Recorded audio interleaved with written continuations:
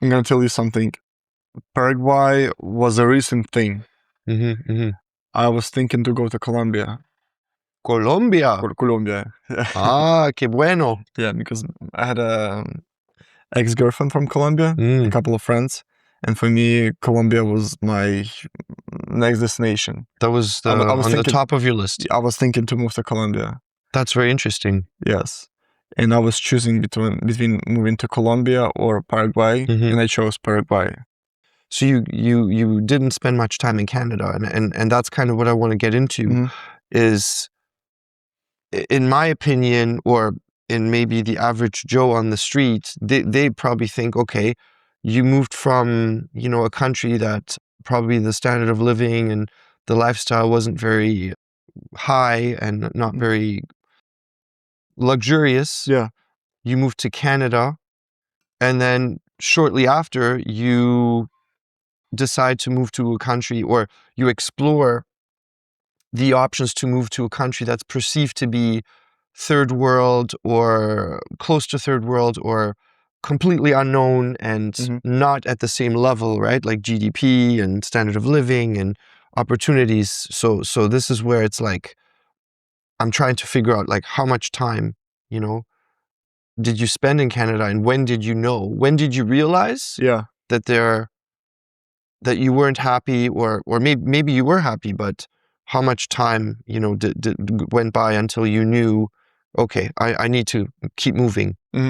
So I got my permanent residency, Canadian permanent residency, after 2 years of living in Canada. I had a construction job. I work in a construction company. Yeah. And because of the construction company, I was able to get my permanent residency. And I clearly remember, back then, as soon as you get your permanent residency, you know exactly that, okay, in 2 years, back then in 2 years, I can apply for my citizenship. And you start thinking, do I want to stay in Canada? Because when you get your residency, it's the first time when you feel safe. It's like the first big sense of relief. Yes. And then you're in a safe zone. Now you can do whatever you want. Yeah. You don't need to think about your visas. So that was a good feeling at the time. 100%. Yeah.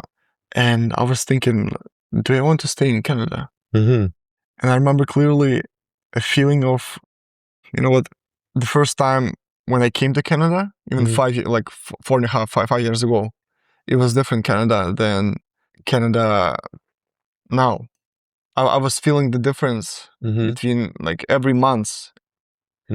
Interesting. Like something is changing. The grocery, like the prices are going up, and the salaries are the same.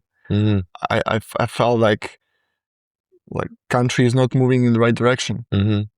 So that's very interesting, because generally Canada is known as, you know, an immigration country, land of opportunities, and for someone to come from a war-torn country to then explore the option of, okay, you know, Latin America in general, right? For never mind the specific countries. That's very interesting. So when exactly did you know? Because you said Colombia was on top of your list. Yeah. So how did you know? And I think this is very applicable to a lot of people right now who are trying to find answers. They're trying to find solutions. They're trying to figure out, like, where do I go? Where is it safe? Where is it stable? Where are there opportunities? Where am I welcomed? Where can I maybe start a business or just have a decent life, right? So when were you able to make the decision, like Colombia versus Paraguay versus maybe other options? I'm sure you researched other countries in the meantime, right? So at what point did you know, okay, Colombia moved, you know, from the top of your list down a little bit down, and Paraguay moved up? You can realize which country you want to move to only based on your experience. So it worked for me. I traveled to different countries. I went to Guatemala, I went to Mexico, Brazil, Peru, Argentina. Yes, that's it. And just by comparison, you know. Okay. For example, why I chose Paraguay is that there are lots of reasons. One of the reasons is Paraguay is growing very fast. Mm-hmm. I think last year it was the second country in Latin America based on growth, GDP growth. Yeah. It's one of the things. The second one is the immigration system. Mm-hmm. It's quite easy to get the temporary residency and then apply for your permanent residency in 2 years. Mm-hmm. Also, the culture. I'm a fan of yerba mate, the drink we're having right now. Yeah, I'm getting a lot of yerba mate when you're around. Yeah. So let me jump in real quick and sorry to interrupt, but so you mentioned immigration, right? Yeah. You said it was easy or straightforward. So can you give our listeners an idea, like how much did you have to invest? Like what was required? What was the cost roughly for you to get into the system, and also maybe the timelines, like how quickly did you get processed? How was the experience with the government? Was it difficult? Did they give you did you give you a hard time? Was there a lot of red tape? You know, give us a little bit of a summary, if you don't mind. So, in order to apply for your temporary residency, everything you need to have is the police certificate, apostilled, your birth certificate. So apostilled means it's verified or authorized by the government. Okay, by government agency, they verify that it's a legal document. They put the stamp on it, and so it's not a difficult thing to get. Exactly. Okay. Not really. Okay. So that's the RCMP police report from Canada? Yeah. Did you have to provide one from Ukraine as well? Yes. You did? I ordered from Ukraine, exactly. Oh, okay. From Ukraine to Paraguay. And even though there was war, they still provided you with that? Of course. Really? Yeah. You say of course, right? If I'm the government and I'm at war and I need young men to fight for me, I wouldn't give you a police certificate. So I'm surprised. I think you know what? Or was it like through the embassy? My parents took it. Okay. I think my parents helped me. Wow, that's great. Yeah. So without the Ukrainian police certificate, would you have been able to move here? Or get your you know what? I used my Canadian police certificate. Okay.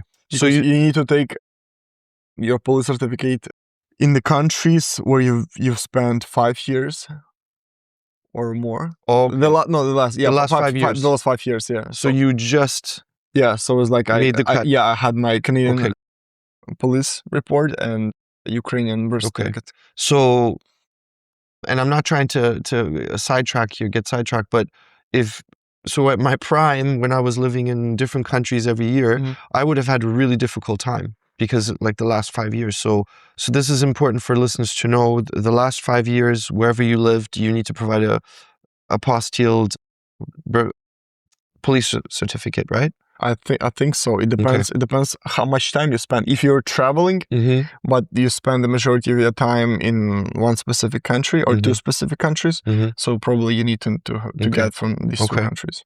Okay, and then what else did you have to provide? And I think your passport. You need to have either, like, if you don't need a visa to Paraguay, you just bring your passport.